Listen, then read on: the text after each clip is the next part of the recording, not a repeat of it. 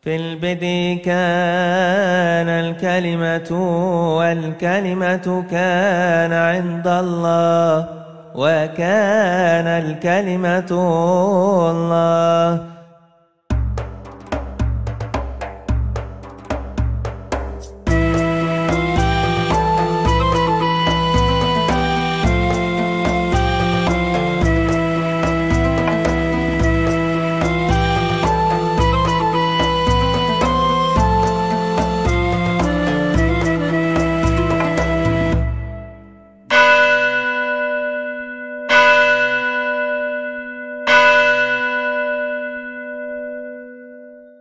Ya, silakan. Ya, karena Romo Edi sudah menjawab pertanyaan kedua. Pertanyaan pertama itu ada kelompok tertentu di kalangan orang yang menyebut diri Kristen yang mengatakan bahwa Bapa itu ya Yesus itu, Putra itu ya Yesus juga, Roh Kudus itu ya Yesus juga. Itu bukan aliran Mormon, Pak. Itu aliran Oneness namanya.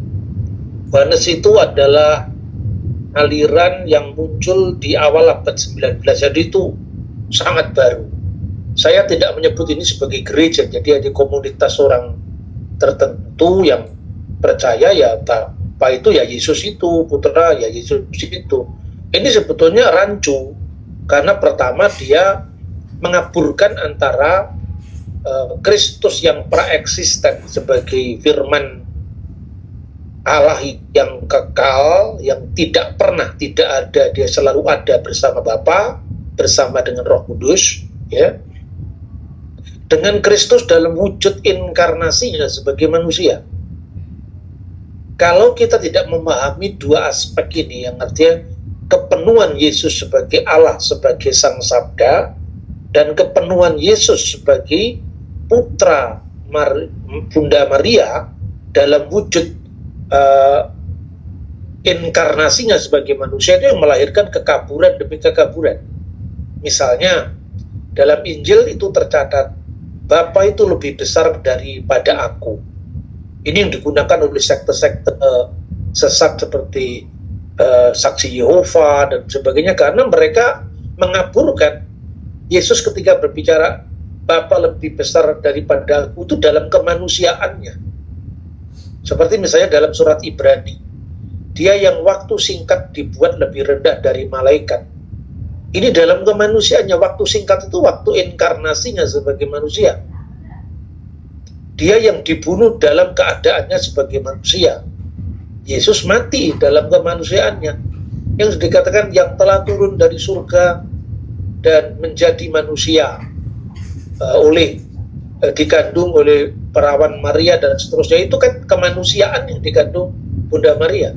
Yesus sebagai sabda Allah, ya, pada mulanya adalah sabda, sabda itu bersama-sama dengan Allah, dan sabda itu adalah Allah.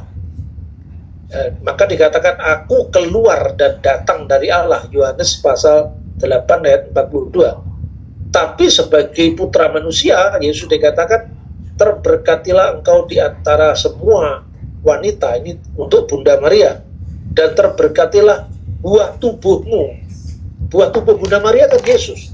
Jadi Yesus secara manusia adalah buah tubuh Bunda Maria, tapi secara ilahi dia adalah Sang Sabda.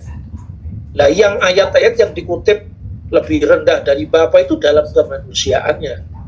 Maka karena bingung, kelompok-kelompok yang bingung ini kan kelompok-kelompok yang tidak setia kepada para leluhur iman kita. Jadi Alkitab dibaca, dilepaskan dari konteks apostoliknya, dilepaskan dari konteks sejarah, langsung ditafsir sendiri.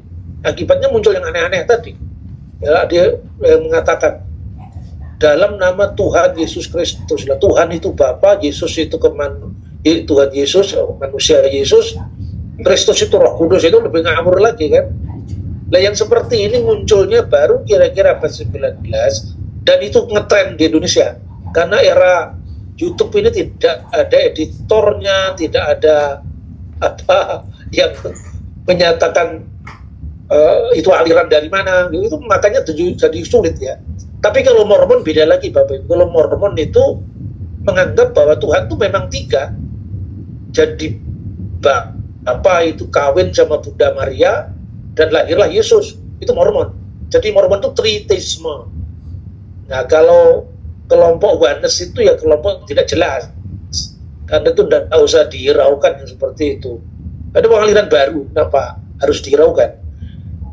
Yang ketiga itu ada kelompok Unitarian.